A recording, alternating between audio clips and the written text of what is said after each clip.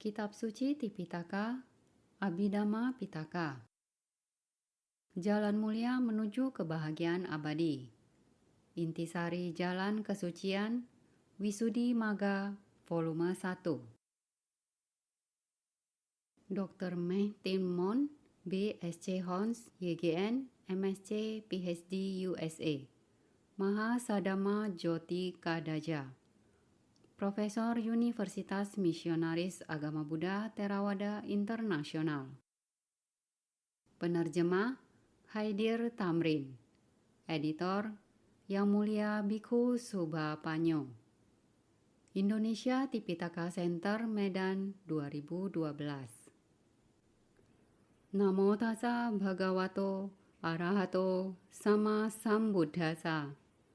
Terpujilah beliau yang maha mulia, Sang Arahat, yang telah mencapai pencerahan dengan kemampuan sendiri. Bab 2. Konsentrasi atau Samadhi. Bagian 1. Apakah konsentrasi atau samadhi? Konsentrasi atau samadhi adalah kemanunggalan batin pada satu objek indera yang bermanfaat atau keselarasan dari kesadaran atau cita dan faktor-faktor batin yang menyertainya atau cetasika dalam keterpusatan pada satu objek indera. Konsentrasi berarti ekagata cetasika, sebuah faktor batin yang muncul dalam kesadaran yang bajik atau kusala cita. Ekagata menyatukan kesadaran dan faktor-faktor batin yang menyertainya untuk berada dalam kemanunggalan pada satu objek indera. Bagian 2. Dalam pengertian apakah disebut konsentrasi? Disebut konsentrasi dalam arti selaras terkendali atau samadhana. Apakah selaras terkendali ini? Yaitu penempatan dan pemusatan kesadaran atau cita dan faktor-faktor batin yang menyertainya atau cetasika secara selaras, seimbang, dan benar pada satu objek tanpa membiarkan batin berpencar dan berhamburan terhadap berbagai objek. Dengan kata lain, konsentrasi adalah keadaan batin yang disebabkan oleh kesadaran dan faktor-faktor batin yang menyertainya tetap selaras dan benar pada satu objek, tidak kacau dan tidak berhamburan. Bagian 3. Apakah ciri, fungsi, manifestasi, dan sebab terdekatnya? 1. Ciri atau lakhana. Konsentrasi mempunyai ciri ketidakkacauan atau awikepa, yaitu menyatukan faktor-faktor batin yang menyertainya atau cetasika dan menempatkannya dengan baik pada satu objek indera tanpa membiarkannya berhamburan pada berbagai objek indera. 2. Fungsi atau rasa. Fungsi dari konsentrasi adalah untuk melenyapkan kegelisahan atau uddhacca, memiliki kemampuan untuk melenyapkan uddhacca. 3. Manifestasi atau pacupadhana. Konsentrasi diwujudkan sebagai ketiada raguan, muncul dalam batin para meditator sebagai ketidakterguncangan. 4. Sebab terdekat atau padatthana. Sebab terdekat dari konsentrasi adalah kebahagiaan atau sukha, sesuai dengan pernyataan menjadi bahagia, batinnya menjadi terpusat. Digha Nikaya, volume 1, halaman 73. Bagian 4. Berbagai jenis konsentrasi. Ada berapa jenis konsentrasi? 1. Eka. Pertama-tama, semua konsentrasi terdiri dari satu jenis karena ciri ketidakkacauan. 2. Dukkha. Berbagai pengelompokan konsentrasi yang masing-masing terdiri dari dua jenis. Pertama, upacara samadhi, appana samadhi. Konsentrasi ini terdiri dari dua jenis, sebagai konsentrasi akses atau yang mendekati, atau upacara samadhi, dan konsentrasi penyerapan atau jhana atau appana samadhi. Konsentrasi tertinggi yang bisa dicapai dengan melakukan Buddha Nusati, perenungan terhadap Buddha, Dhamma Nusati, perenungan terhadap Dhamma, Sangha Nusati, perenungan terhadap Sangha, Sila Nusati, perenungan terhadap Sila, Jaga Nusati, perenungan terhadap kemurahan hati, Dewata Nusati, perenungan terhadap para dewata, Marana Nusati, perenungan terhadap kematian, Upasama Nusati, perenungan terhadap kedamaian, Ahare Pati Kulasanya, perenungan terhadap kejijikan makanan, dan Catu Datu Wawathana, analisis terhadap 4 unsur, adalah konsentrasi akses yang juga merupakan konsentrasi yang mendahului konsentrasi penyerapan. Konsentrasi penyerapan atau jhana samadhi adalah konsentrasi yang mengikuti langsung tugas pendahuluan atau konsentrasi awal. Sesuai dengan pernyataan, konsentrasi awal jhana pertama adalah keadaan terdekat untuk jhana pertama itu sendiri. Pada saat konsentrasi akses, faktor-faktor jhana, vitaka, wicara, piti, sukha, ekagata, cukup kuat, tetapi belum dikembangkan secara penuh. Namun, pada saat konsentrasi penyerapan, faktor-faktor jhana sangat kuat dan dikembangkan sepenuhnya, sehingga faktor-faktor jhana itu bisa menjaga batin menyatu dengan baik dan terpusat pada objek meditasi untuk waktu yang lama, yang memungkinkan meditator mengalami kegiuran atau piti dan kebahagiaan yang luar biasa atau sukha yang belum pernah ia alami sebelumnya. Setelah mencapai penyerapan, meditator bisa menikmati ketenangan, kedamaian, kegiuran, dan kebahagiaan jhana berulang-ulang sebanyak yang ia inginkan. Jika ia berlatih dengan baik, ia bisa berdiam dalam penyerapan selama 1 jam, 2 jam, sehari, 2 hari, atau sampai 7 hari. Selama penyerapan ini, ada penangguhan aktivitas 5 indera dan 5 rintangan atau niwarana sepenuhnya. Meskipun bersifat sementara, namun kesadaran itu sepenuhnya waspada dan jernih. 2. Lokya Samadhi dan Lokutara Samadhi. Konsentrasi ini juga terdiri dari 2 jenis, sebagai konsentrasi dunia atau Lokya Samadhi dan konsentrasi supraduniawi atau Lokutara Samadhi. Lokya Samadhi adalah ekagata cetasika yang bersekutu dengan pikiran-pikiran yang bermoral atau kusala cita tentang alam kesenangan indriawi atau kamaloka, alam materi halus atau rupa loka, dan alam tanpa materi atau arupa loka. Ekagata atau konsentrasi yang bersekutu dengan jalan mulia atau Arya Magga Cita disebut konsentrasi supraduniawi. 3.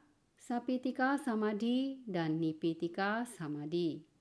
Konsentrasi atau ekagata yang bersekutu dengan kegiuran atau piti dengan 2 rupa wacara cita yang pertama dalam sistem bertingkat 4 atau dengan 3 rupa wacara cita yang pertama dalam sistem bertingkat 5 disebut konsentrasi dengan kegiuran, Sapitika Samadhi.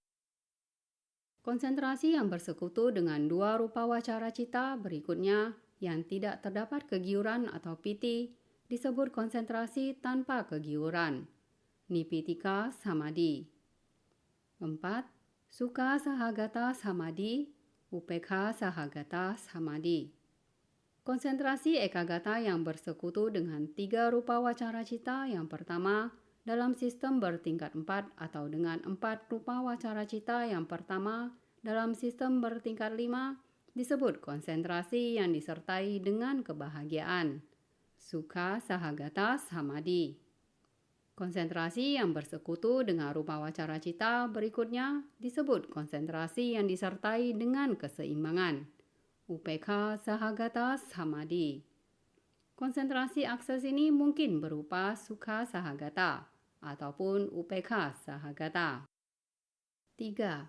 Tika. Berbagai pengelompokan konsentrasi yang masing-masing terdiri dari 3 jenis. Pertama, Hina Samadhi, Majjhima Samadhi, Panita Samadhi. Konsentrasi ini terdiri dari 3 jenis.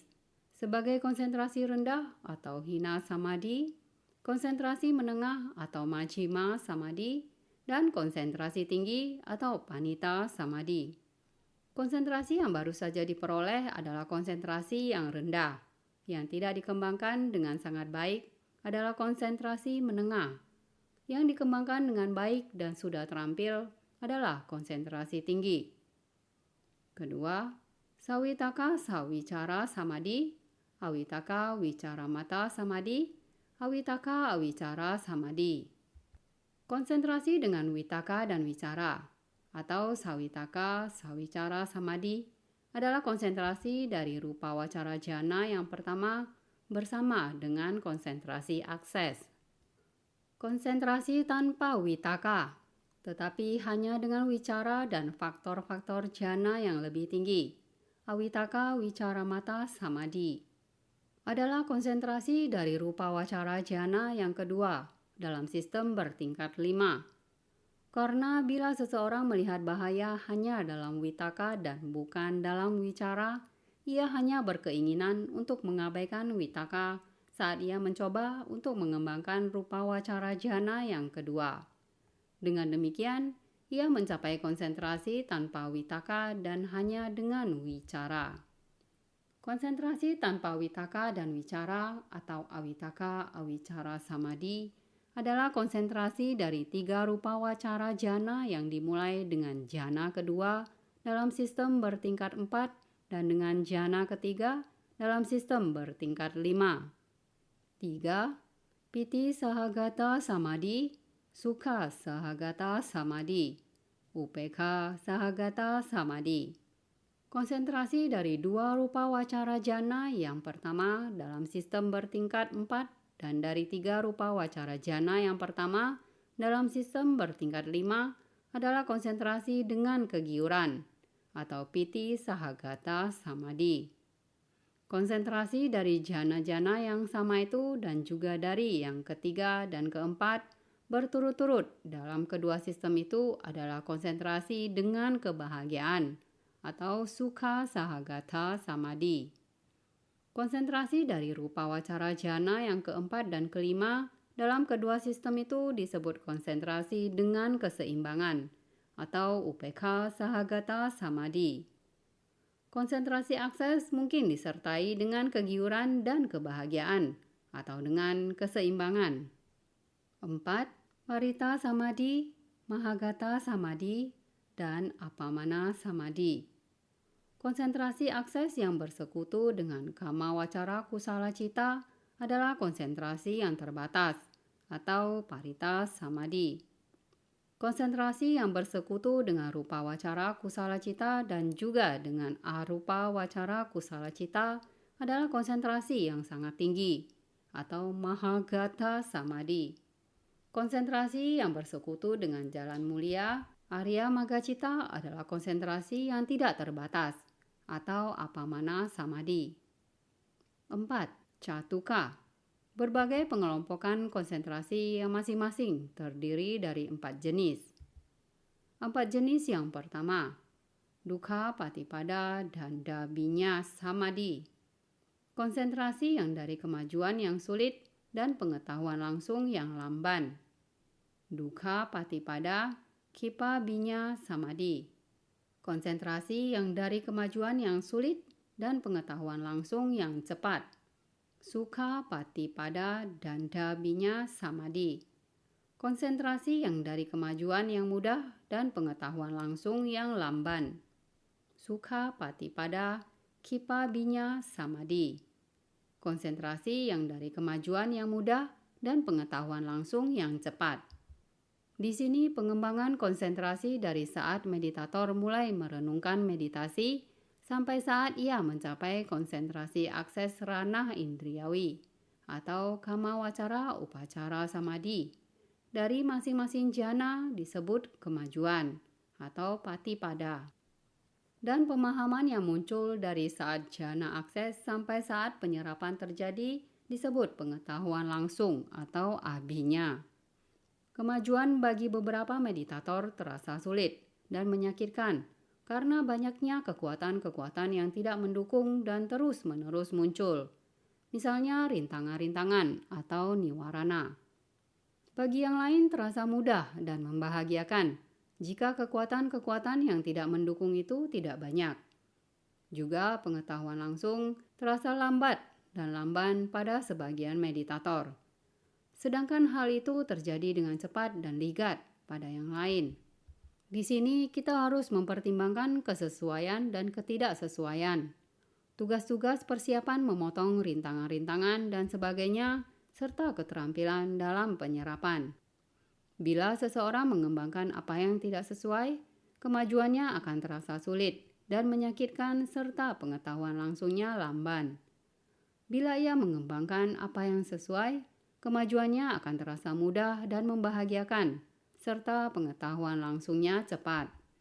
Sebaliknya, jika ia mengembangkan yang tidak sesuai pada tahap awal dan yang sesuai pada tahap berikutnya, atau jika ia mengembangkan yang sesuai pada tahap awal dan tidak sesuai pada tahap berikutnya, maka hal itu seyogianya dipahami sebagai campuran dalam hal ini. Demikian pula, jika ia mengabdikan dirinya pada kemajuan tanpa menjalankan tugas-tugas persiapan memotong rintangan-rintangan dan sebagainya, maka kemajuannya akan terasa sulit, akan menjadi mudah dalam hal sebaliknya. Dan jika ia tidak terampil dalam keterampilan penyerapan, pengetahuan langsungnya akan menjadi lamban, akan menjadi cepat jika ia terampil dalam keterampilan penyerapan. Selanjutnya, kemajuan dan pengetahuan langsung juga akan bergantung pada pengaruh dari haus damba, ketidaktahuan, dan juga pada pengalaman sebelumnya dalam meditasi ketenangan dan pandangan terang.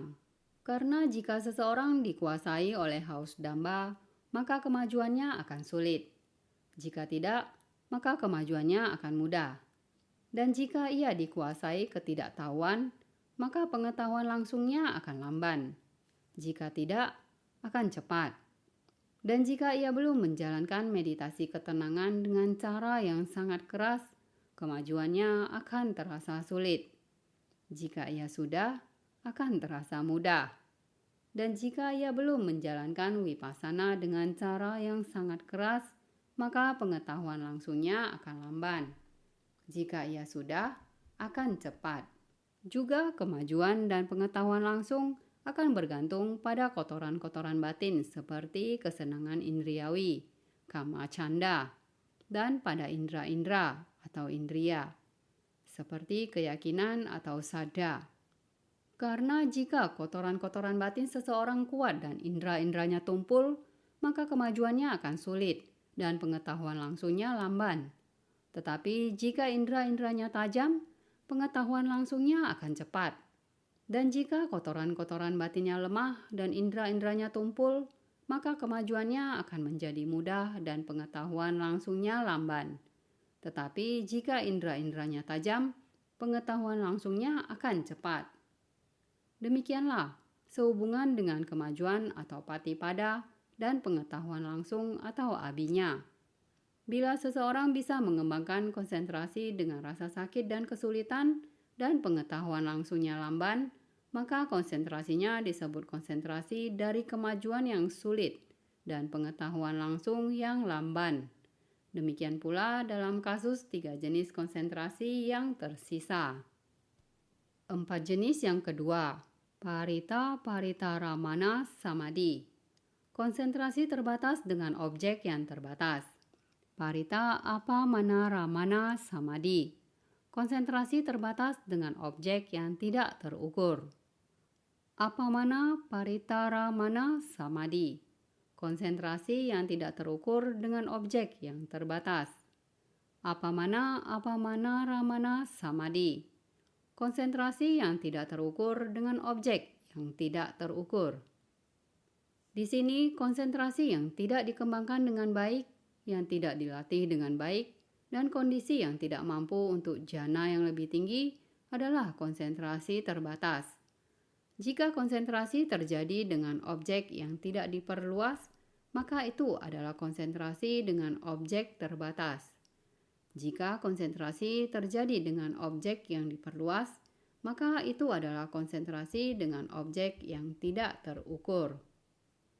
Selanjutnya, konsentrasi yang dikembangkan dengan baik, yang dilatih dengan baik, dan kondisi yang mampu untuk jana yang lebih tinggi adalah konsentrasi yang tidak terukur. Jika konsentrasi terjadi dengan objek yang tidak diperluas, maka itu adalah konsentrasi dengan objek terbatas. Jika konsentrasi terjadi dengan objek yang diperluas, maka itu adalah konsentrasi dengan objek tidak terukur. 4 jenis yang ketiga. Ini merujuk pada 4 rupa wacara jana berdasarkan sistem bertingkat 4. Konsentrasi rupa wacara jana yang pertama bersekutu dengan witaka, wicara, piti, sukha, ekagata sebagai faktor-faktor jana. Konsentrasi ini muncul dengan menekan rintangan-rintangan. Konsentrasi rupa wacara jana yang kedua bersekutu dengan piti, sukha, ekagata sebagai faktor-faktor jana. Konsentrasi ini muncul dengan menekan witaka dan wicara. Konsentrasi rupa wacara jana yang ketiga bersekutu dengan sukha dan ekagata sebagai faktor-faktor jana. Konsentrasi ini muncul dengan menekan piti. Konsentrasi rupa wacara jana yang keempat bersekutu dengan upekha dan ekagata sebagai faktor-faktor jana.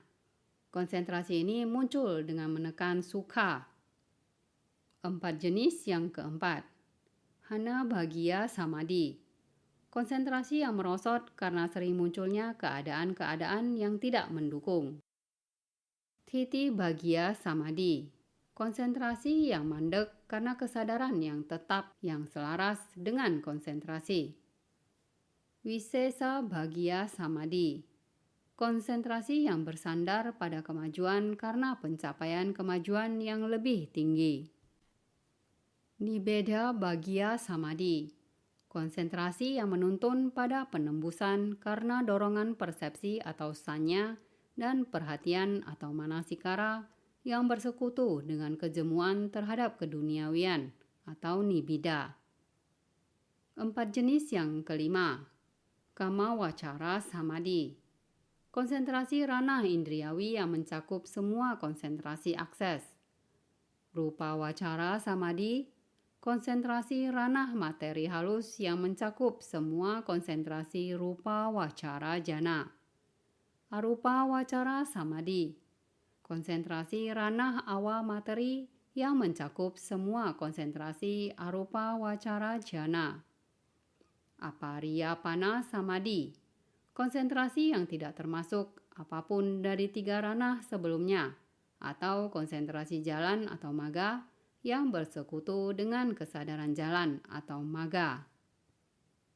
4 jenis yang keenam. Chanda samadhi. Konsentrasi keinginan. Yakni konsentrasi yang dicapai dengan membuat canda atau keinginan lebih dominan. Wirya samadhi. Konsentrasi semangat.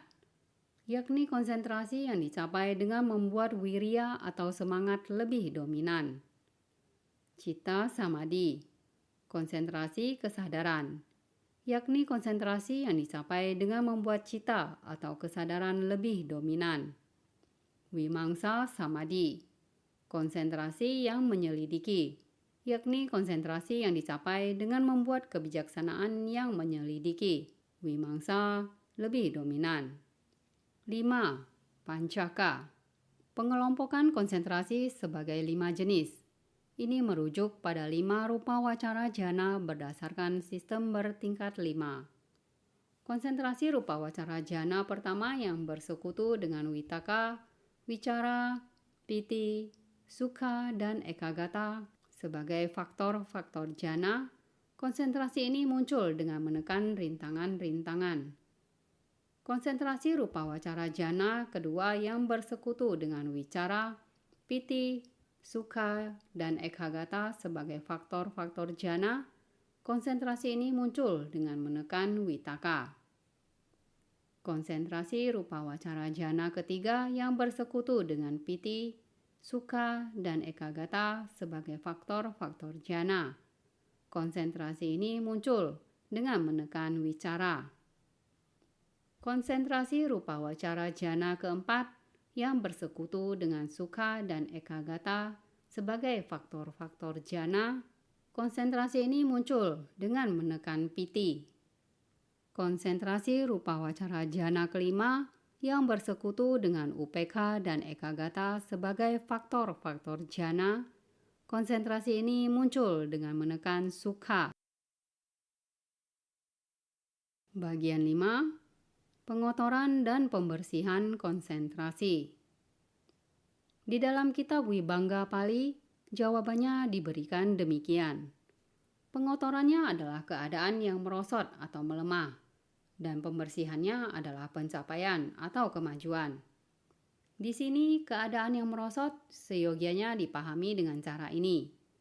Jika seseorang yang telah mencapai rupa wacara jana pertama, diliputi persepsi dan perhatian yang disertai dengan kesenangan indriawi, maka kebijaksanaannya berada dalam keadaan merosot. Dan pencapaian seyogianya dipahami dengan cara ini.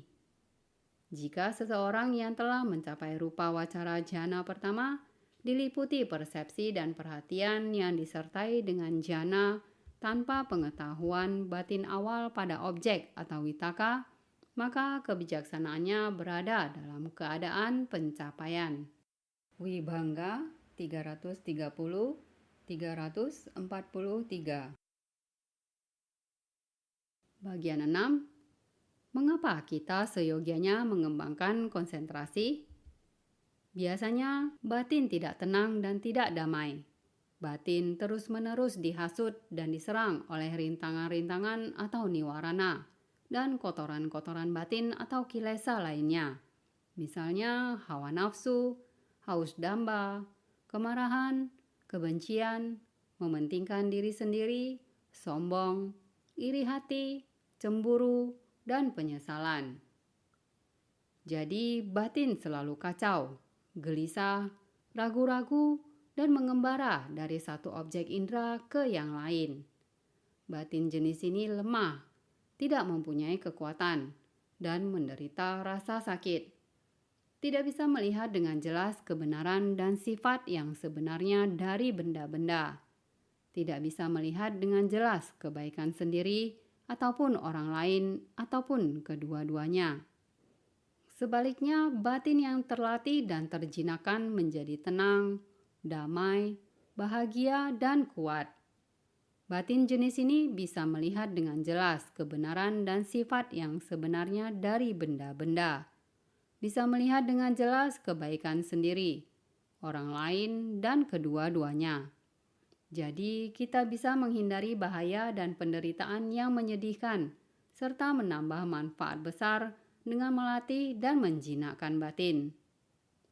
Di dalam kitab Dhammapada, Buddha memberikan nasihatnya demikian.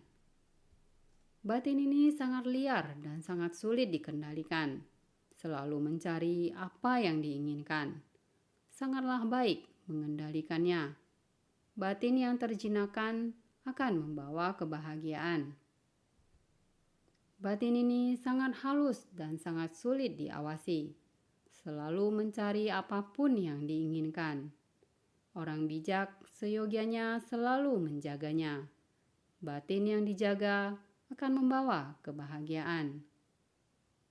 Seseorang yang batinnya tidak tenang, yang tidak mengetahui dhammanan sejati, yang goyah keyakinannya, kebijaksanaannya tak akan sempurna. Ayat-ayat Dhammapada 35, 36, 38. Buddha sangat menganjurkan siswa-siswanya untuk mengembangkan konsentrasi dalam 2 samadhi sutta sebagai berikut. Samadhing bhikkhave bhaveta samahito bhikkhave bhikkhu yatha bhutang pajanati. Oh para bhikkhu, berusahalah untuk mengembangkan konsentrasi. Bhikkhu yang mencapai konsentrasi akan memahami dengan jelas dan benar realitas-realitas yang paling hakiki sebagaimana adanya. Apakah realitas-realitas yang akan ia pahami dengan jelas dan benar? Ia akan memahami dengan jelas dan benar bahwa inilah kebenaran mulia tentang penderitaan. Inilah kebenaran mulia tentang sebab penderitaan. Inilah kebenaran mulia tentang lenyapnya penderitaan. Inilah kebenaran mulia tentang jalan menuju lenyapnya penderitaan. Samyutta 3:363. Oh para biku, berusahalah untuk mengembangkan konsentrasi. Biku yang mencapai konsentrasi akan memahami dengan jelas dan benar realitas-realitas yang paling hakiki sebagaimana adanya. Apakah realitas-realitas yang akan ia pahami dengan jelas dan benar? Ia akan memahami dengan jelas dan benar. 1. Sifat dasar dari sebab munculnya keberadaan fisik dan juga sifat dasar dari munculnya keberadaan fisik, serta sifat dasar dari sebab lenyapnya keberadaan fisik dan juga sifat dasar dari lenyapnya keberadaan fisik. 2. Sifat dasar dari sebab munculnya perasaan dan juga sifat dasar dari munculnya perasaan, serta sifat dasar dari sebab lenyapnya perasaan dan juga sifat dasar dari lenyapnya perasaan. 3. Sifat dasar dari sebab munculnya persepsi dan juga sifat dasar dari munculnya persepsi, serta sifat dasar dari sebab lenyapnya persepsi dan juga sifat dasar dari lenyapnya persepsi. 4. Sifat dasar dari sebab munculnya bentuk-bentuk batin dan juga sifat dasar dari munculnya bentuk-bentuk batin, serta sifat dasar dari sebab lenyapnya bentuk-bentuk batin dan juga sifat dasar dari lenyapnya bentuk-bentuk batin. 5. Sifat dasar dari sebab munculnya kesadaran dan juga sifat dasar dari munculnya kesadaran, serta sifat dasar dari sebab lenyapnya kesadaran dan juga sifat dasar dari lenyapnya kesadaran. Samyutta 2:12. Sama seperti sinar matahari ketika dipusatkan dengan lensa cembung, menjadi begitu panas sehingga bisa membakar kertas dan kayu. Demikian pula dengan cara yang sama, batin menjadi sangat kuat bila dipusatkan. Batin yang terpusat dengan baik memancarkan cahaya tajam yang terang yang memungkinkan meditator melihat ke dalam tubuh dan batinnya serta mengamati semua realitas yang paling hakiki yang membentuk tubuh dan batin sehingga ia bisa melanjutkan dengan meditasi pandangan terang untuk mengembangkan pandangan terang dan jalan kebijaksanaan. Jadi, siapapun yang ingin terbebas dari penderitaan dan menikmati kebahagiaan abadi nibbana selamanya harus melatih batinnya dan mengembangkan konsentrasi. Bagian 7. Maksud dan tujuan mengembangkan konsentrasi. Maksud mengembangkan konsentrasi adalah 1. Untuk melatih, menjinakkan, dan mengembangkan batin. 2. Untuk menekan dan menyingkirkan rintangan-rintangan serta kotoran-kotoran batin lainnya dari batin sehingga memurnikan batin. 3. Untuk mengembangkan dan memperkuat faktor-faktor jana sehingga menguatkan konsentrasi. 4. Untuk menjalankan latihan konsentrasi atau samadhi sikha sebagai bagian dari 3 latihan mulia. 5. Untuk melakukan perbuatan-perbuatan bajik yang besar dan mengumpulkan kama atau perbuatan-perbuatan moral yang besar. 6. Untuk menikmati kesejahteraan fisik dan kesejahteraan batin. 7. Untuk membuat batin tenang sepenuhnya, damai, dan sangat kuat untuk memungkinkan meditator melihat secara analitis ke dalam tubuh dan batin. Tujuan mengembangkan konsentrasi adalah untuk mencapai konsentrasi benar atau sama samadhi dan kemurnian batin atau citta wisuddhi. Konsentrasi benar setara dengan konsentrasi yang bersekutu dengan rupa wacara jana keempat atau kelima berdasarkan Mahasatipatthana Sutta. Namun menurut Wisuddhimagga, konsentrasi benar bisa dianggap sebagai konsentrasi akses atau upacara samadhi, atau konsentrasi yang bersekutu dengan yang manapun dari 4 atau 5 rupa wacara jana, atau yang manapun dari 4 arupa wacara jana. Semakin tinggi konsentrasi, semakin kuat batin sehingga lebih baik. Pada konsentrasi benar, batin sepenuhnya terbebas dari rintangan-rintangan dan kotoran-kotoran batin lainnya. Jadi, batin yang murni sepenuhnya akan meningkatkan kemurnian batin, yang disebut cita wisuddhi. Kemurnian batin dengan konsentrasi benar adalah fondasi untuk menjalankan meditasi pandangan terang.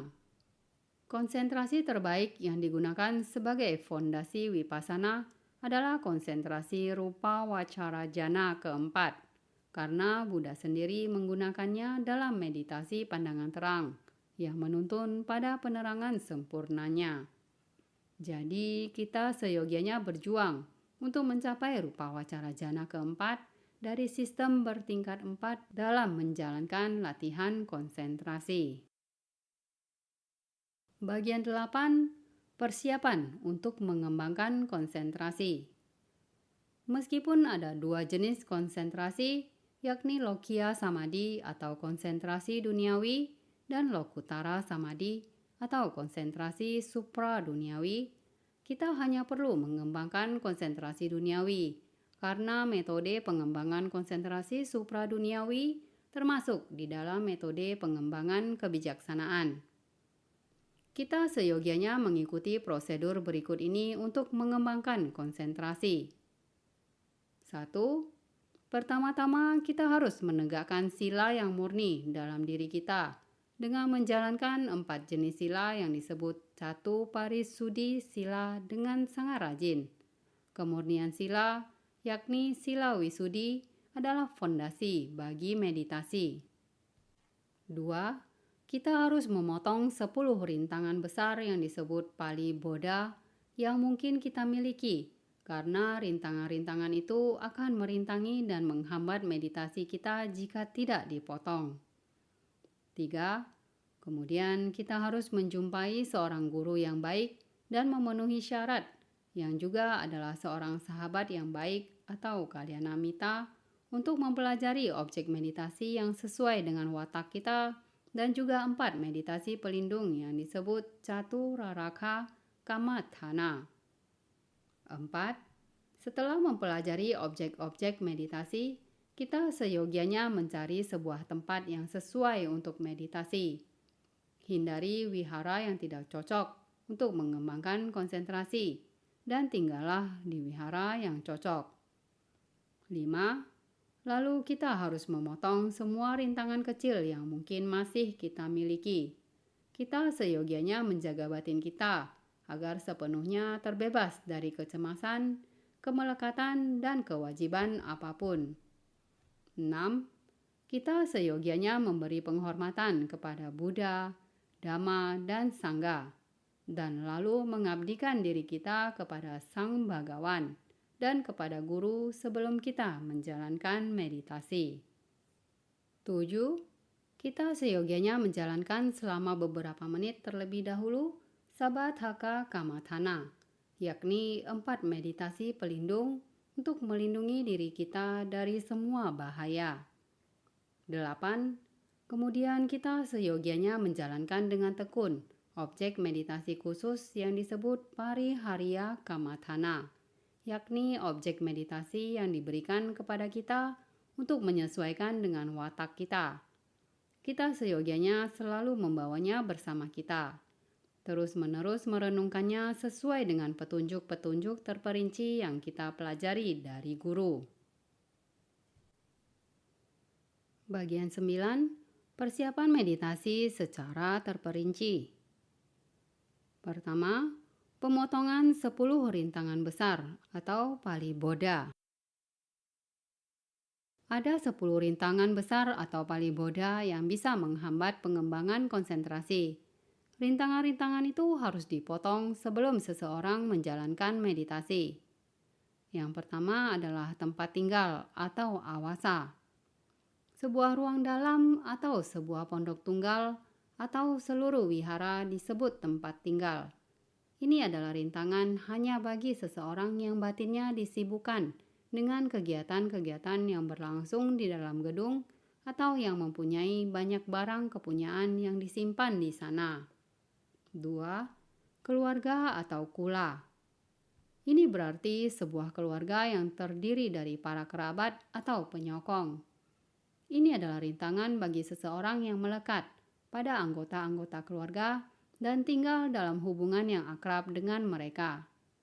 Jika seseorang hanya mengurus urusannya sendiri tanpa berhubungan dengan yang lain yang tidak perlu, bahkan kedua orang tuanya sekalipun, bukanlah rintangan baginya. 3. Perolehan atau laba. Ini berarti 4 kebutuhan. Bagaimanakah 4 kebutuhan ini merupakan rintangan? Kemanapun seorang bikhu terkenal pergi, orang-orang memberikan persembahan kebutuhan-kebutuhan yang berlimpah kepadanya. Dengan memberikan pemberkahan kepada mereka dan mengajarkan dhamma kepada mereka, ia tidak berkesempatan untuk berlatih meditasi. Dari matahari terbit sampai penggal awal malam hari, ia tidak pernah berhenti berhubungan dengan orang-orang atau umat. Dengan demikian, kebutuhan-kebutuhan ini adalah rintangan baginya. Ia seyogianya meninggalkan kelompoknya dan mengembara sendirian ke tempat ia tidak dikenal. Inilah caranya rintangan ini dipotong. 4. Kelas atau gana.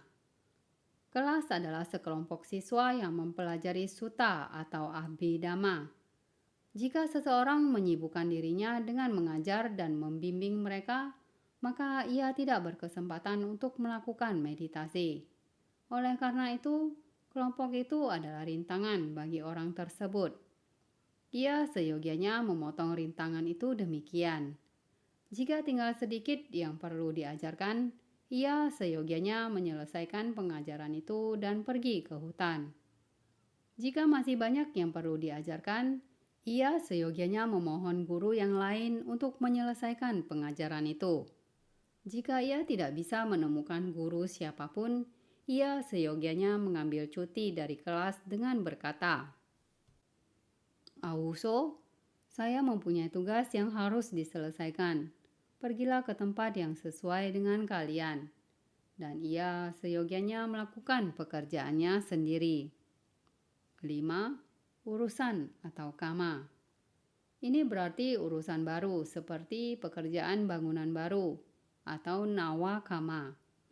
Seseorang yang terlibat dalam urusan ini harus mengetahui apa yang sudah dikerjakan, apa yang belum dikerjakan, bahan apa yang sudah atau belum diperoleh, siapa yang akan mengerjakannya, dan sebagainya. Jadi ini selalu merupakan rintangan. Ini seyogianya dipotong dengan cara berikut ini. Jika pekerjaan tinggal sedikit, pekerjaan itu seyogianya diselesaikan. Jika masih banyak pekerjaan yang tertinggal, pekerjaan itu seyogianya diserahkan kepada sangga biku atau kepada biku-biku yang dipercayakan untuk urusan-urusan sangga. Jika pekerjaan itu untuk dirinya sendiri, pekerjaan itu seyogianya diserahkan kepada mereka yang ia percayakan untuk urusan-urusannya. Namun jika orang-orang ini tidak ada, ia seyogianya menyerahkannya kepada sangga bikhu dan pergi. 6. Bepergian atau perjalanan. Ini berarti melakukan perjalanan. Jika seseorang harus pergi ke suatu tempat untuk menghadiri suatu tugas atau untuk mendapatkan suatu kebutuhan yang tersedia di sana dan ia tidak bisa beristirahat dengan tenang tanpa mendapatkannya, maka itu akan menjadi rintangan. Bahkan jika ia menjalankan meditasi tanpa melakukan perjalanan itu, ia akan menemui kesulitan untuk menyingkirkan pikiran-pikiran tentang perjalanan itu. Jadi, ia seyogianya melakukan perjalanan itu terlebih dahulu dan menyelesaikan urusan itu sebelum ia menjalankan meditasi. 7. Kerabat atau nyati. Di dalam komunitas para biku, sangga biku, kerabat berarti acarya atau guru, upajaya, murid pendamping, murid cantrik, dan para rekan seguru atau seupajayanya. Di dalam keluarga perumah tangga, kerabat berarti ibu, ayah, saudara-saudara laki-laki, saudara-saudara perempuan, putra-putra, putri-putri, dan sebagainya. Bila mereka sakit, ia harus merawat mereka sehingga mereka menjadi rintangan. Rintangan itu seyogianya dipotong dengan merawat mereka sampai mereka sembuh. 8. Penyakit atau kesusahan. Ini berarti jenis penyakit apapun. Bila penyakit benar-benar menyusahkan atau menyiksa seseorang, maka itu menjadi rintangan. Penyakit itu seyogianya disembuhkan dengan minum obat dan perawatan yang tepat. Akan tetapi, jika penyakit itu tidak sembuh dalam beberapa hari, maka ia harus menasihati dirinya demikian. Saya bukanlah budak atau sewaan dari tubuhku ini. Saya telah mengalami penderitaan tiada akhir karena membawa tubuh ini melalui lingkaran kelahiran kembali yang tiada akhir dan pergi bermeditasi. 9. Buku-buku atau kitab suci. Ini berarti kewajiban untuk belajar atau mengajar kitab-kitab suci atau pariyati. Ini adalah rintangan hanya bagi seseorang yang terus-menerus sibuk dengan membaca, belajar, dan mengulang kitab-kitab suci. Tetapi bukan bagi yang lain. Ia seyogianya menjauhi buku-buku itu ketika ia menjalankan meditasi. 10. Kekuatan-kekuatan gaib atau abinya. Kekuatan-kekuatan gaib dari orang biasa sulit dipertahankan, dan hal terkecil sekalipun bisa mematahkannya. Namun kekuatan-kekuatan gaib adalah rintangan bagi pandangan terang, tetapi bukan bagi konsentrasi, karena kekuatan-kekuatan gaib diperoleh melalui konsentrasi. Jadi, kekuatan-kekuatan gaib adalah rintangan yang seyogianya dipotong oleh seseorang yang ingin mencapai pandangan terang. Mencari seorang guru yang memenuhi syarat. Seorang guru yang memenuhi syarat di sini berarti seorang sahabat yang baik atau kalyanamita yang bisa memberikan objek-objek meditasi yang sesuai. Ada 2 jenis objek meditasi. Pertama, Sabatthaka Kamathana. Objek-objek meditasi yang diperlukan dalam segala situasi. Kedua, Pariharya Kamathana. Objek meditasi yang perlu selalu direnungkan. Seorang guru yang memenuhi syarat seyogianya mengetahui bagaimana mengarahkan kedua jenis objek meditasi ini. Sabatthaka Kamathana mencakup 1. Mengembangkan cinta kasih atau metta bhavana. 2. Merenungkan sifat-sifat Buddha atau Buddha Nusati. 3. Merenungkan tanda kejijikan atau asubha bhavana. 4. Merenungkan kematian atau marana nusati. 4 objek meditasi ini juga dikenal sebagai 4 meditasi pelindung. Objek-objek meditasi ini seyogianya dijalankan terlebih dahulu untuk melindungi diri sendiri dari semua bahaya. Pariharya Kamathana adalah 1 dari 40 objek meditasi yang sesuai dengan watak seseorang.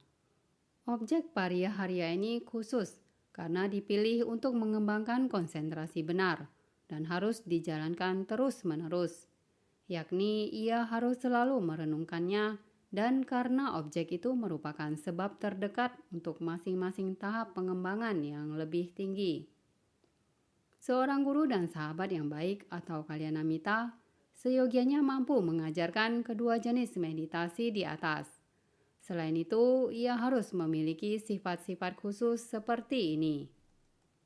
Ia disukai, dihormati, dan dipuji. Ia mengetahui cara menasihati orang lain dan ia siap untuk menerima nasihat dari orang lain. Kata-kata yang ia ucapkan penuh makna dan ia tidak akan mendesak tanpa sebab. Anguttara Nikaya, volume 4, halaman 32.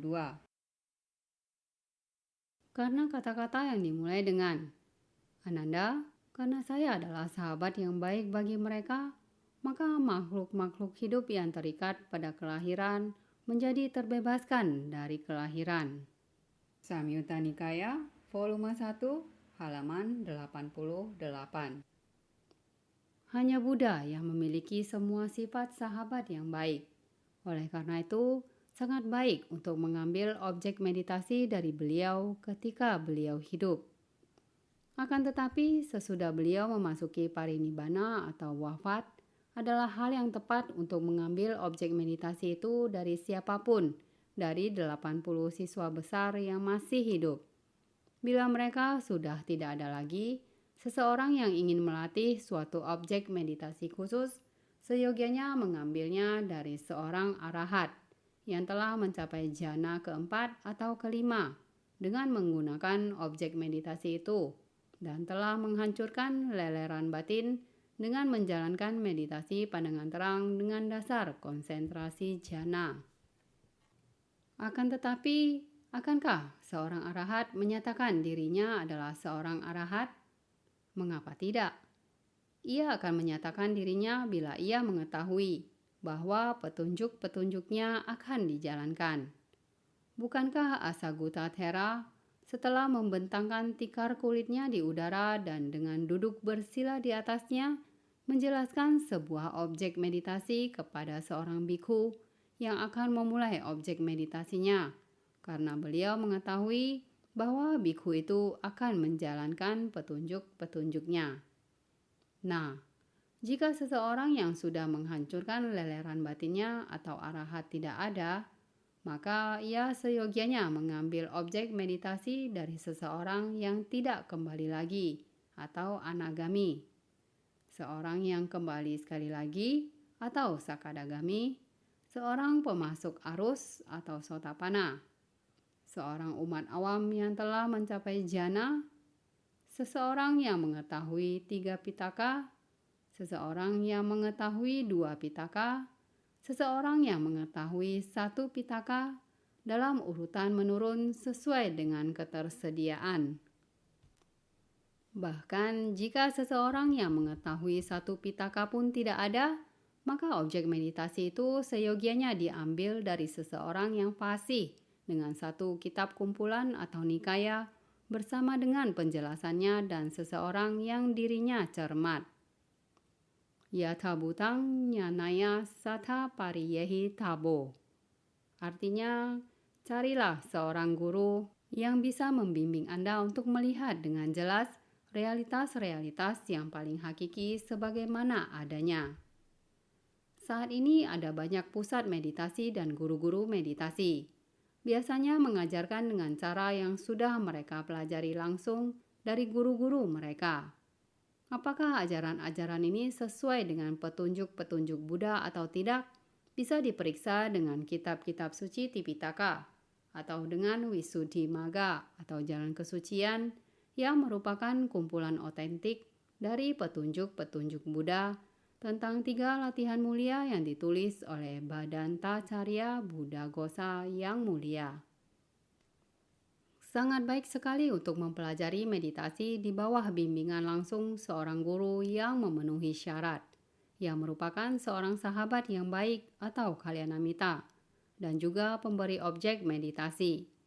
Pemilihan sebuah objek meditasi yang sesuai dengan watak seseorang sudah dijelaskan sebelumnya. Mencari tempat meditasi yang cocok. Sebuah wihara yang mempunyai salah satu dari 18 cacat berikut ini tidak cocok bagi pengembangan konsentrasi. Pertama, wihara besar. Banyak orang dengan berbagai tujuan berkumpul di sebuah wihara besar. Mereka bercekcok satu sama lain dan mengabaikan tugas-tugas mereka, seperti menyapu lantai, menyiapkan air untuk minum, dan mencuci. Jika seseorang bikhu tidak mengerjakan tugas-tugas ini, maka ia akan melakukan pelanggaran dukkata, perbuatan salah dalam pelanggaran kewajiban. Jika ia mengerjakannya, maka ia akan menghabiskan waktu. Juga saat ia duduk bermeditasi, ia akan terganggu oleh suara-suara keras dari para samanera dan bikhu-bikhu muda. Namun, seseorang bisa tinggal di dalam sebuah wihara besar di mana setiap orang melakukan tugas-tugasnya dan tidak ada gangguan-gangguan. 2. Wihara baru. Di sini banyak kegiatan di bangunan baru. Jika seseorang tidak ikut serta di dalamnya, maka ia akan dicela. Akan tetapi, jika ia diizinkan untuk melakukan tugas-tugas kepetapaan sebanyak yang ia inginkan, maka ia bisa tinggal di sana. 3. Wihara yang reot. Di sini banyak yang perlu diperbaiki. Jika seseorang tidak memperbaiki, bahkan tempat tinggalnya sendiri, maka ia akan dicela. Jika ia mengawasi perbaikan-perbaikan itu, maka meditasinya akan terganggu. 4. Wihara dekat jalan utama. Para pengunjung terus berdatangan sepanjang hari. Seseorang harus memberikan tempat tinggalnya kepada mereka yang datang pada malam hari. Jadi, tidak ada kesempatan untuk melatih meditasinya. Namun, seseorang bisa tinggal di wihara demikian jika tidak ada gangguan dari para pengunjung. 5. Wihara dengan sebuah kolam. Orang-orang yang datang untuk mengambil air minum akan membuat suara berisik. Suara berisik itu adalah gangguan serius untuk meditasi. Jika tidak ada suara berisik, maka ia bisa tinggal di sana. 6. Wihara dengan daun-daun yang bisa dimakan. Jika seseorang duduk untuk bermeditasi di suatu tempat yang ada banyak jenis daun-daun yang bisa dimakan atau sayur-sayuran, maka para wanita pemetik sayur akan bernyanyi saat mereka memetik daun-daun atau sayur-sayuran di dekatnya, mengganggunya dengan suara-suara dari lawan jenis. 7. Sebuah tempat dengan bunga-bungaan. Jenis bahaya yang sama terjadi di tempat yang ada banyak jenis bunga-bungaan yang bermekaran. 8. Wihara dengan pohon-pohon buah. Jika ada banyak jenis buah-buahan, seperti mangga, jambu air, dan nangka, orang-orang akan memintanya. Jika ia tidak memberikan, mereka akan marah dan memakinya. Jika ia mencoba untuk menghentikan mereka dengan paksa saat ia melihat mereka sedang mengambil buah-buahan, mereka mungkin bertengkar dengannya. 9. Wihara terkenal. Jika seseorang tinggal di sebuah wihara yang terkenal, orang-orang akan datang untuk memberikan penghormatan kepada para biku yang tinggal di sana. Berpikir mereka adalah para arahat. Ini akan menyebabkan ketidaknyamanan. Akan tetapi, jika wihara itu sesuai dengannya, maka ia bisa tinggal di sana pada malam hari dan pergi ke tempat lain pada siang hari. 10. Wihara dekat kota atau desa.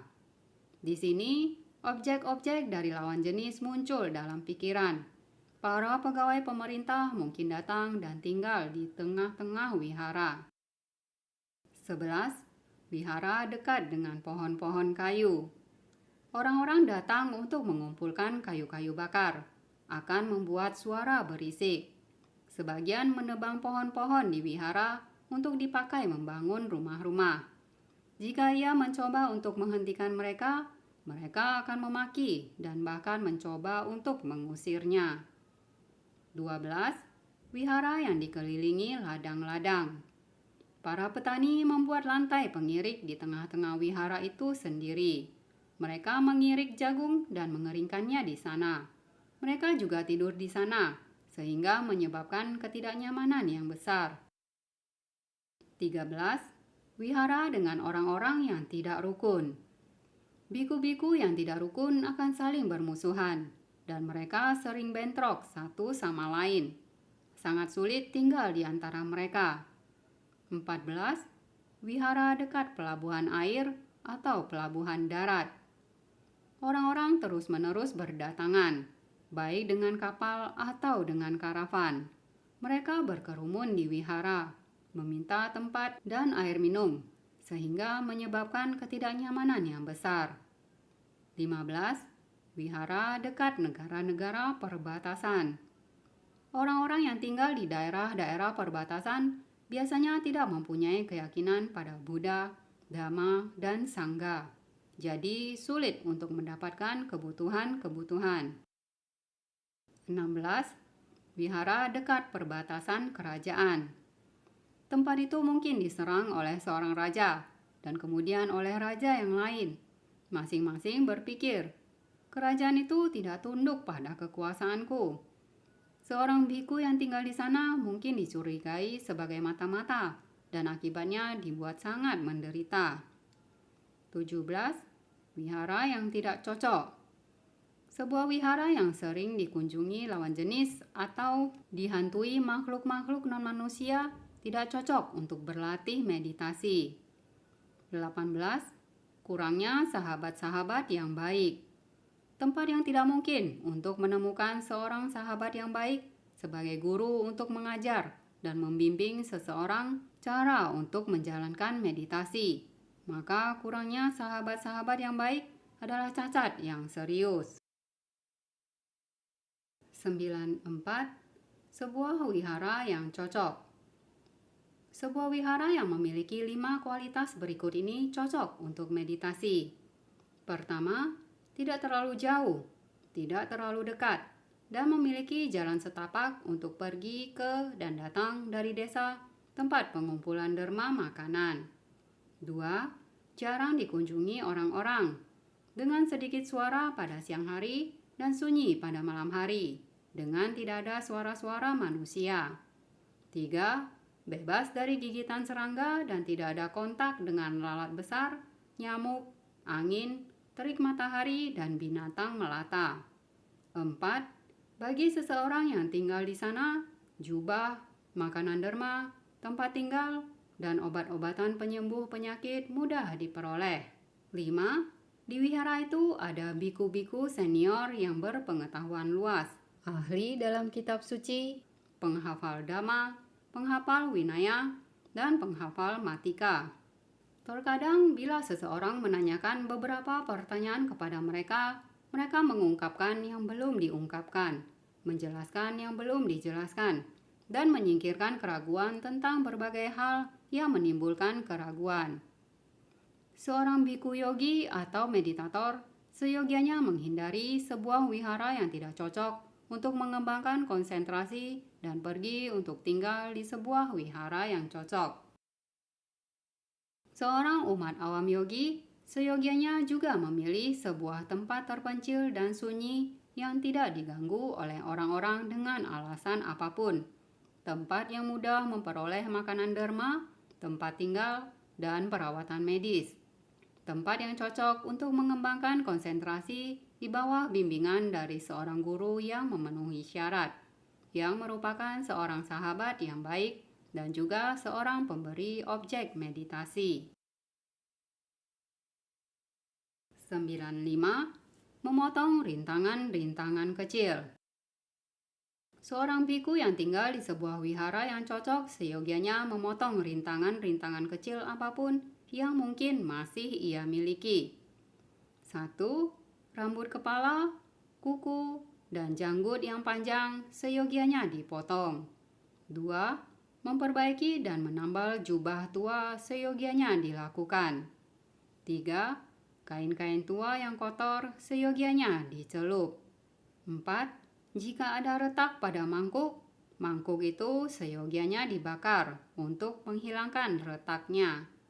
5. Kamar, ranjang, kursi, dan sebagainya seyogianya dibersihkan.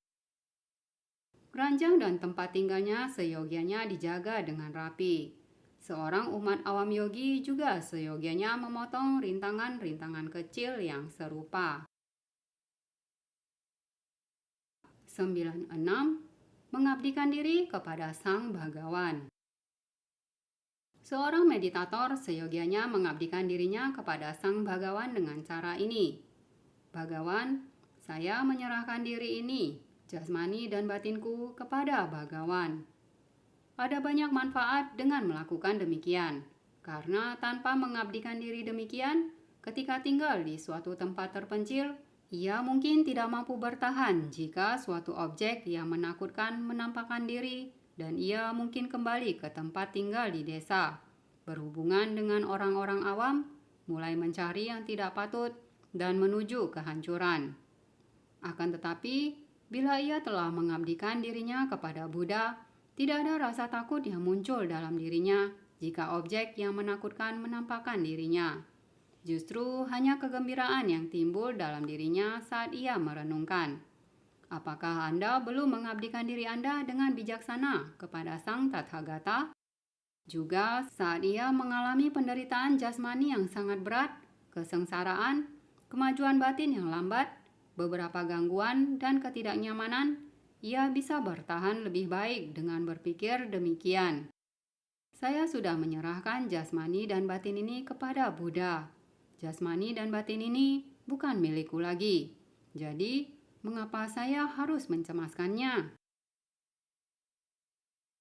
97. Mengabdikan diri kepada guru. Seorang yogi seyogianya mengabdikan dirinya kepada guru dengan cara ini.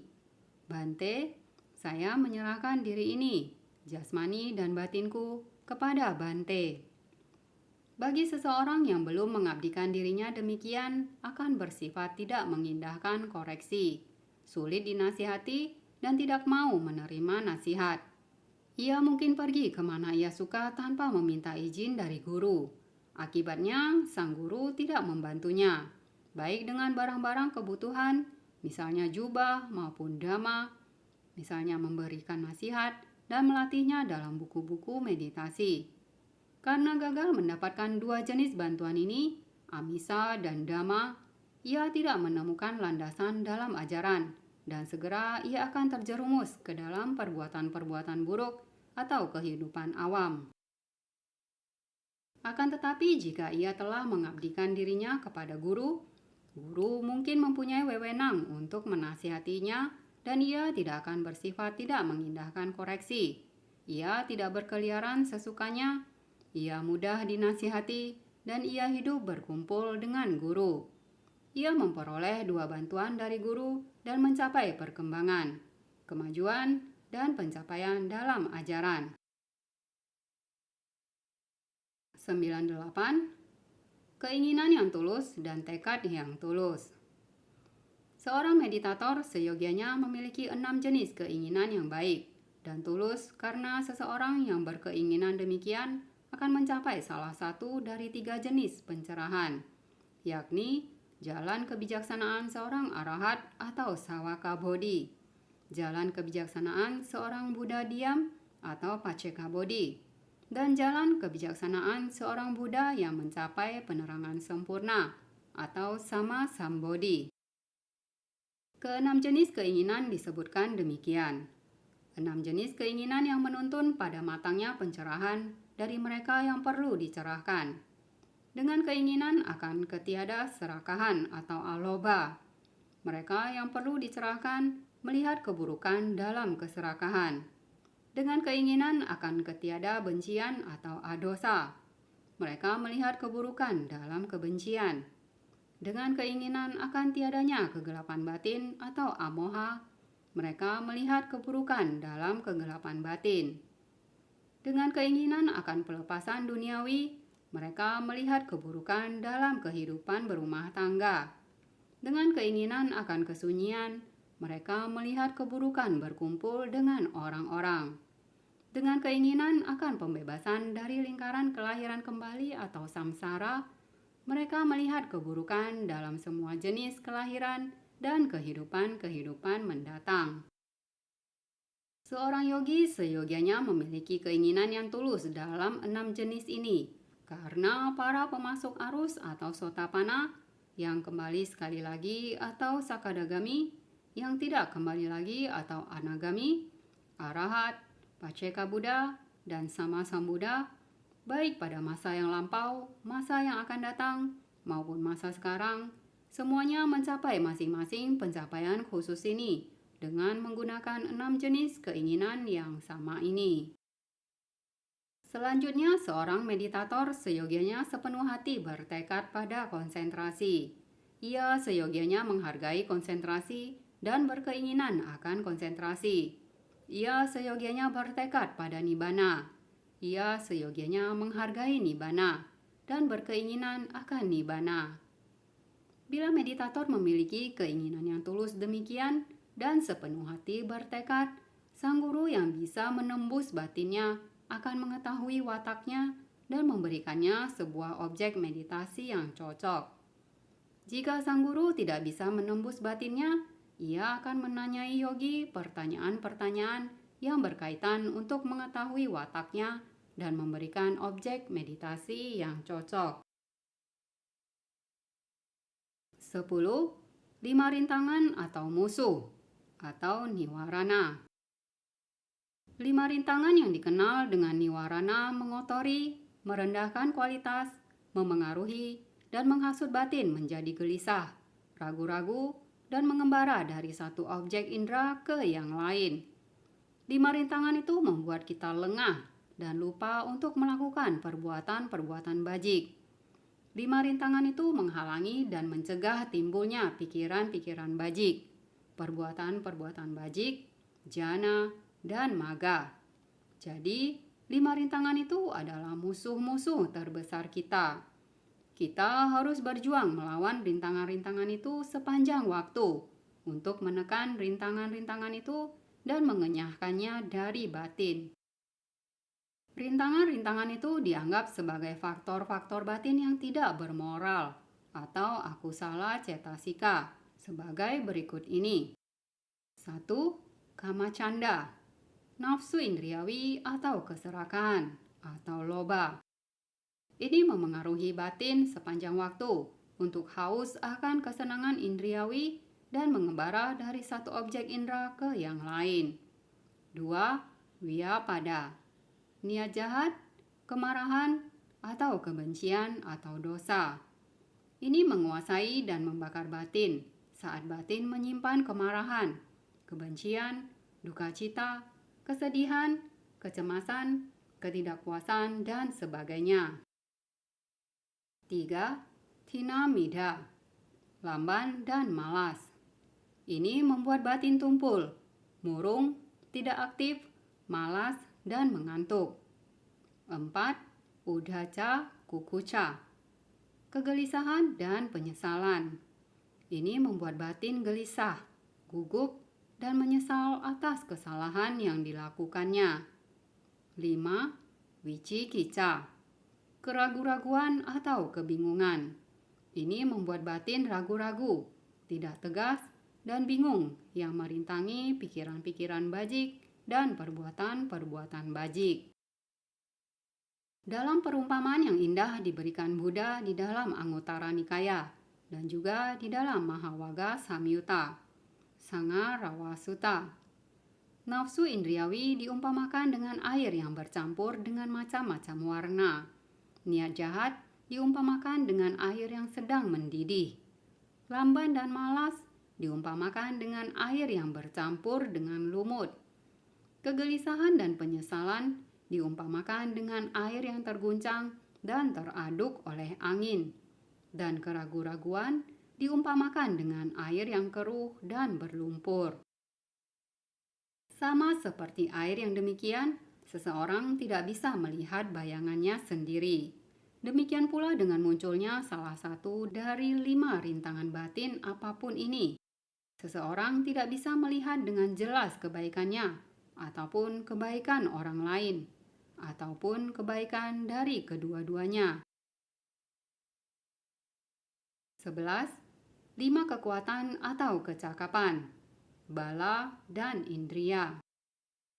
Ada 5 faktor batin yang termasuk di antara 37 faktor pencerahan atau bodhipakkhya yang bisa bertindak sebagai daya atau kekuatan spiritual atau bala dan sebagai kecakapan-kecakapan spiritual atau indria. Sebagai kecakapan-kecakapan spiritual, 5 faktor batin ini mempunyai kemampuan untuk mengendalikan faktor-faktor batin yang menyertainya dan batin, dan sebagai daya upaya atau kekuatan.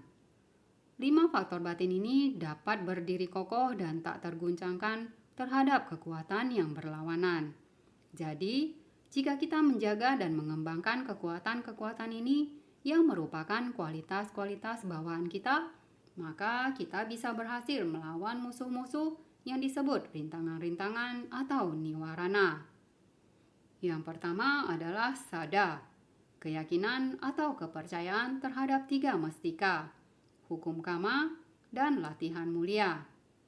2. Wirya, upaya atau semangat yang identik dengan daya upaya benar atau sama wayama.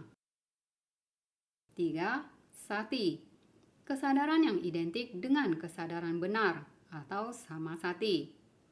4.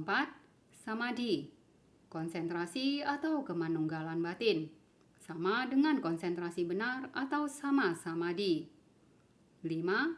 Panya, pengetahuan atau kebijaksanaan yang identik dengan pengertian benar atau samadhiti.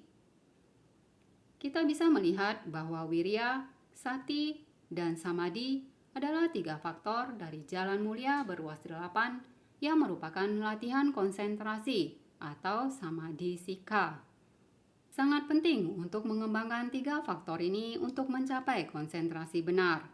Akan tetapi, dalam tugas mulia ini, seseorang membutuhkan bantuan dan bimbingan kebijaksanaan atau pengertian benar yang merupakan faktor yang paling penting dari jalan mulia berluas 8. Lalu, pengertian benar harus ditambahkan dan digabungkan dengan pikiran benar yang merupakan sama sangkapa atau vitaka. Sada adalah kepercayaan dan keyakinan yang mantap terhadap Buddha, Dhamma yang mencakup latihan mulia, Sangha, dan Kama. Ini bukan keyakinan yang membuta, tetapi yang berakar dan bersekutu dengan kebijaksanaan. Sada berkemampuan untuk menenangkan dan memurnikan batin dengan mengenyahkan rintangan-rintangan. Sada juga berkemampuan untuk menuntun jalan dalam melakukan perbuatan-perbuatan bajik. Bila sada kuat, wirya juga menjadi kuat dan mantap.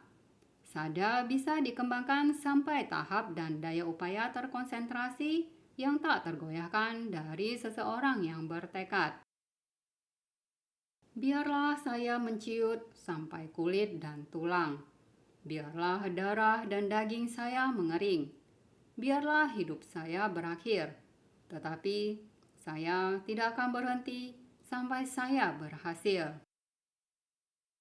Bila upaya itu kuat, maka kesadaran terhadap objek meditasi menjadi kuat. Dan ini pada gilirannya akan menuntun pada pengembangan konsentrasi. Bila seseorang mencapai konsentrasi benar, maka ia bisa mengamati realitas-realitas yang paling hakiki, sebagaimana adanya, dan dengan demikian, ia bisa mengembangkan pengetahuan pandangan terang dan akhirnya kebijaksanaan jalan. Dalam berjuang melawan musuh-musuh atau rintangan-rintangan batin, 5 kekuatan harus bekerja secara seimbang agar efektif. Sada atau keyakinan dan panya atau kebijaksanaan seyogianya seimbang satu sama lain, karena bila terlalu banyak keyakinan akan menuntun pada kepercayaan yang tidak masuk akal.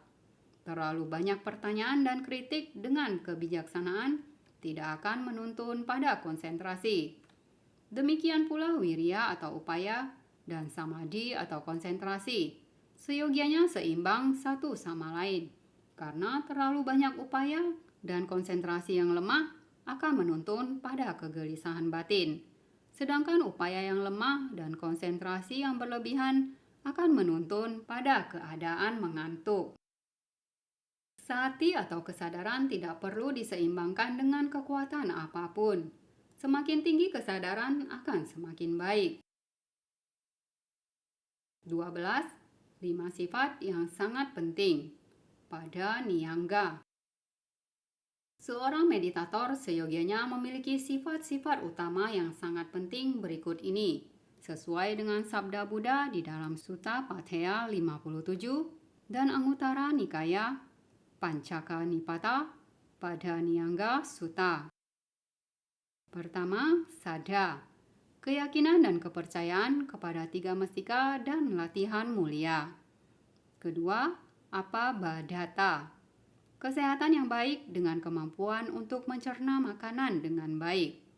Tiga, asatata, kebenaran dan kejujuran. Tiada kecurangan terhadap rekan-rekan sepenghidupan suci dan guru. Keempat, arada wiryata, upaya yang keras dan teguh untuk menyingkirkan sifat-sifat buruk dan mengembangkan sifat-sifat bajik sepenuhnya. 5. Udayatha gamini panya, kebijaksanaan mulia yang mampu melihat timbul dan lenyapnya 5 kelompok kehidupan serta menghancurkan tumpukan kotoran batin untuk mencapai akhir dari penderitaan atau nibbana.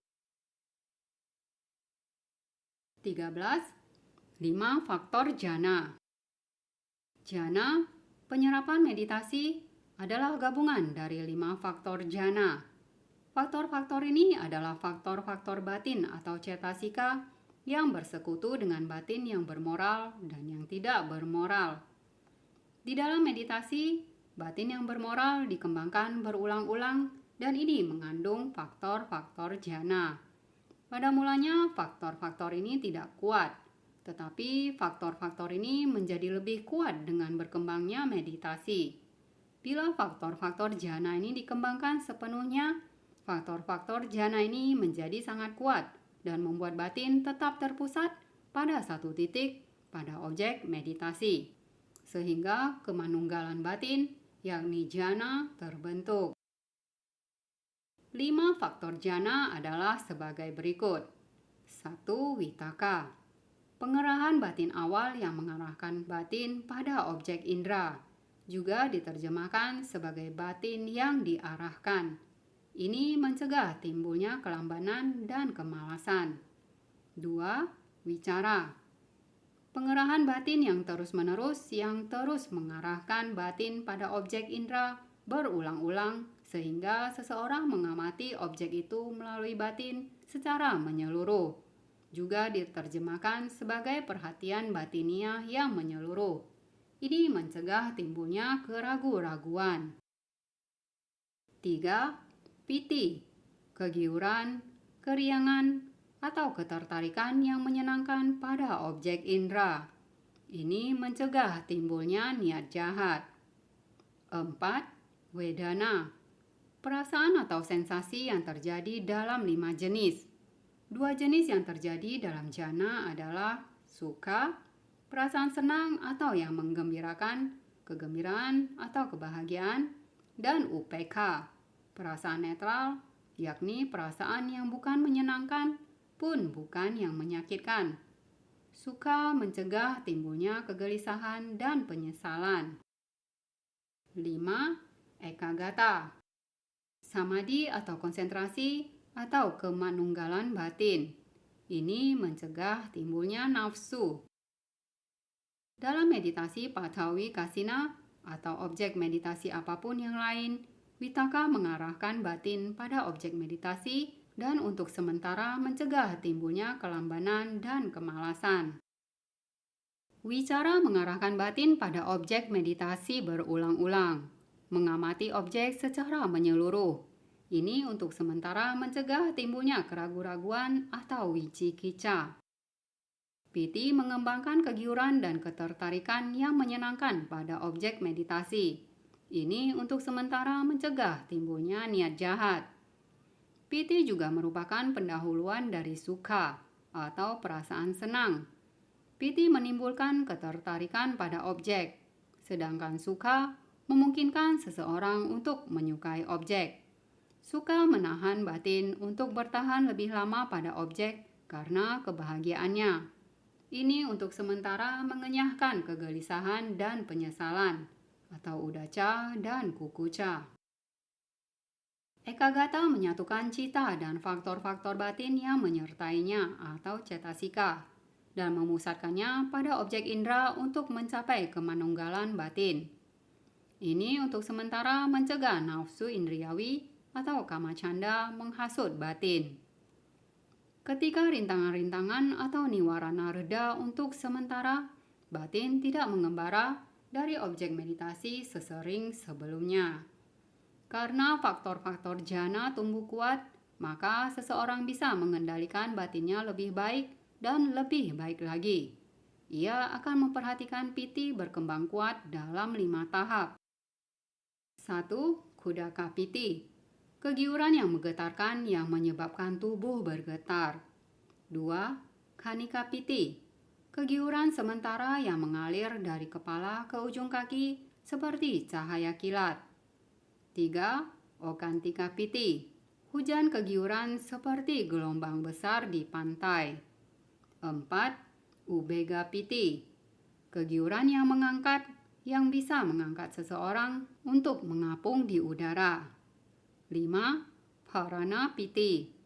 Kegiuran yang menyebar yang meliputi seluruh tubuh, seperti minyak yang menyebar ke dalam tumpukan kapas, atau seperti banjir yang membanjiri sungai-sungai kecil dan kolam-kolam. Ketika meditator telah mengembangkan suatu tahap konsentrasi batin, ia akan sering mengalami kegiuran yang menggetarkan, dan lalu kegiuran sementara dari kepala ke ujung kaki. Bila konsentrasi meningkat lebih tinggi, ia akan menikmati hujan kegiuran seolah-olah ia sedang menunggang ombak di pantai. Ketika ubega piti berkembang, ia merasakan bahwa tubuhnya terangkat ke langit oleh kegiuran yang mengangkat. Kemudian, ia akan mengalami kegiuran yang menyebar yang meliputi seluruh tubuhnya ketika parani piti timbul. Ketika kegiuran atau piti timbul, ketenangan atau pasadi juga timbul. Ketika ketenangan timbul, perasaan senang dan kebahagiaan sukha juga timbul. Ketika sukha timbul, samadhi atau konsentrasi juga timbul. 14. Objek meditasi atau kamathana. Untuk menjalankan meditasi ketenangan atau meditasi pandangan terang, kita memerlukan objek yang sesuai untuk memusatkan perhatian kita karena kesadaran tidak bisa timbul tanpa objek indera mencapai indera tubuh. Sebuah objek meditasi berperan sebagai tempat atau dasar dan juga objek meditasi untuk menjalankan meditasi. Objek meditasi ini juga berperan sebagai lapangan kerja atau lapangan latihan untuk melatih batin, untuk mengembangkan dan menjinakkannya. Dalam mengembangkan dan menjinakkan batin, objek meditasi tidak boleh memancing nafsu atau kebencian. Objek meditasi ketenangan merupakan satu dari 40 objek yang diberikan oleh Buddha sendiri. Objek meditasi pandangan terang adalah 3 corak kehidupan, yakni ketidakkekalan atau anicca, penderitaan atau dukkha, dan bukan diri atau anatta. 15. 40 objek meditasi ketenangan atau samatha kamathana. 15.1. 7 kelompok objek meditasi. 1. Kasina. 10 objek atau alat kasina. 2. Asubha. 10 objek yang sangat menjijikan. 3. Anusati. 10 objek perenungan. 4. Brahma Wihara. 4 objek kediaman luhur. 5. Arupa. 4 objek keadaan awal materi. 6. Aharepatikula sanya. 1 objek persepsi kejijikan dalam makanan. 7. Catu dhatu wawatana.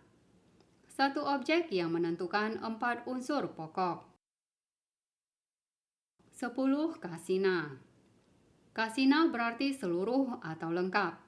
Disebut demikian karena harus diamati seluruhnya atau secara lengkap dalam meditasi, dan juga karena cahaya yang keluar dari tanda atau gambar yang terkonsep diperluas ke seluruh arah tanpa batas.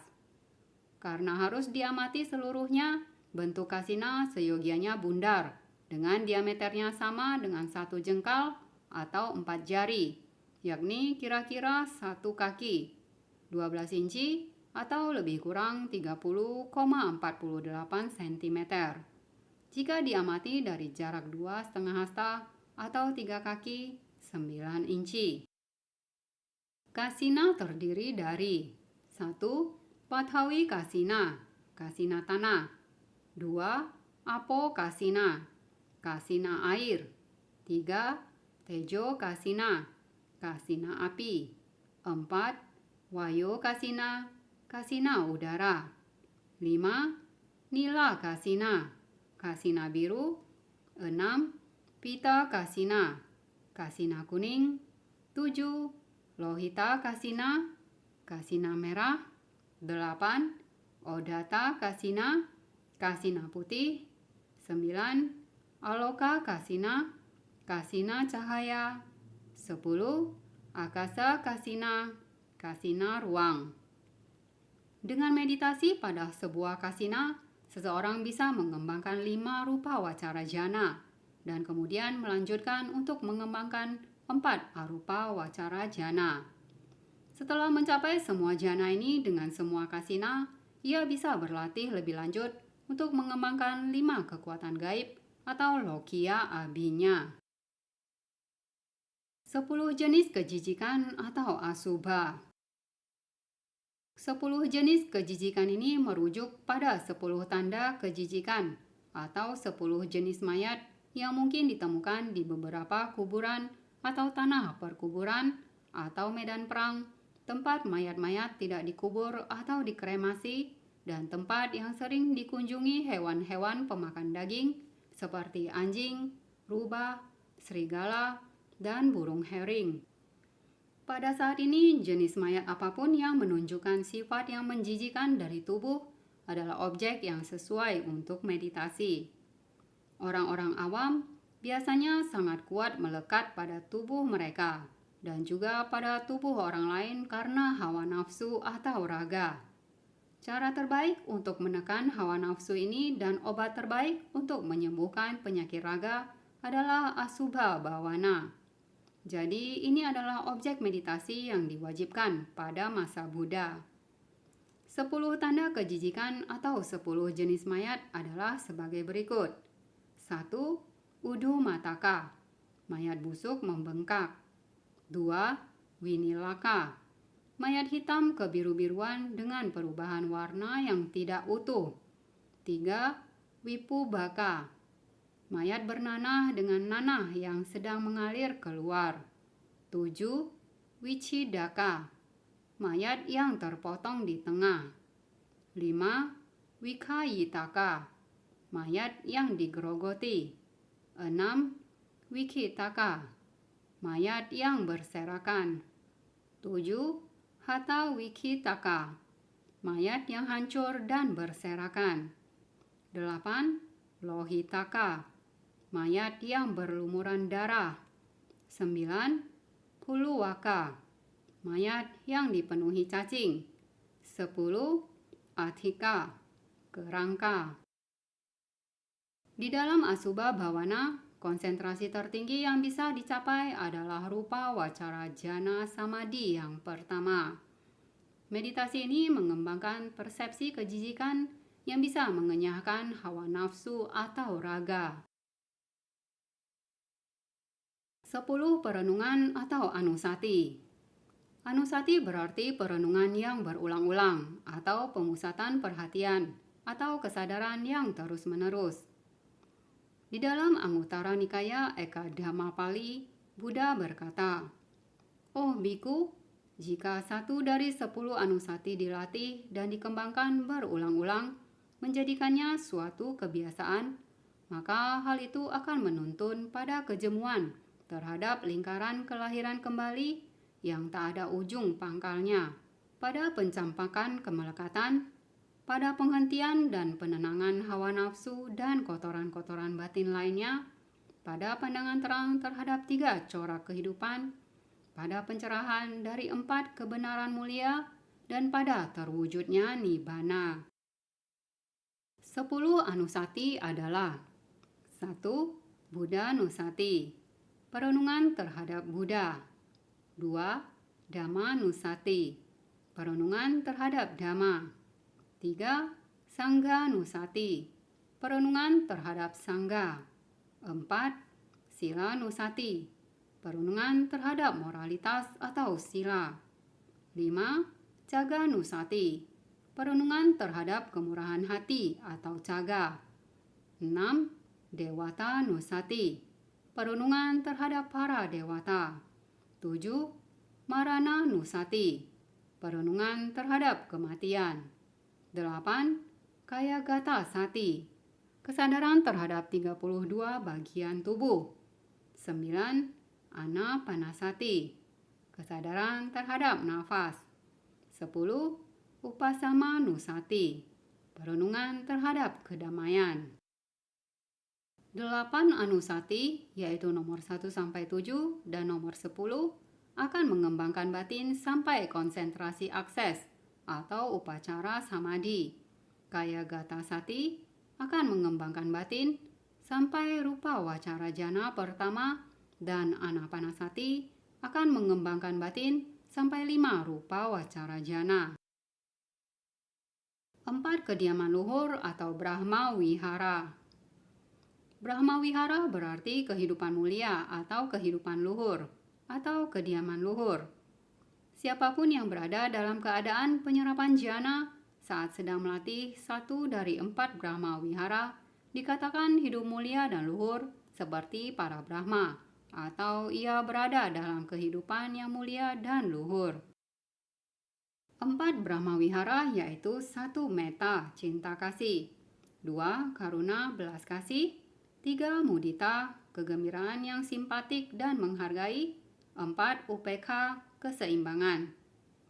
Meditasi secara teratur terhadap metta, karuna, atau mudita bisa mengembangkan 4 rupa wacara jana dalam metode jana bertingkat 5. Sedangkan upekha bawana bisa menuntun pada rupa wacara jana yang kelima. 4 keadaan awam materi atau arupa. 4 dasar atau keadaan awam materi berikut digunakan sebagai objek meditasi untuk mengembangkan 4 arupa wacara jana. 1. Akasa, ruang tak terbatas. 2. Winyana, kesadaran yang tak terbatas. 3. Akincanya, keadaan tidak ada apa-apa atau nihil. 4. Newasanya nasanya, bukan persepsi pun bukan tanpa persepsi.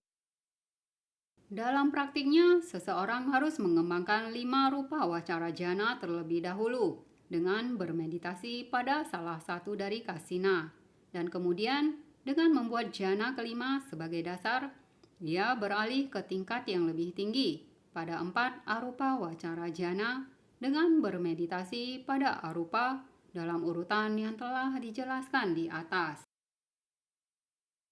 Persepsi terhadap kejijikan dalam makanan.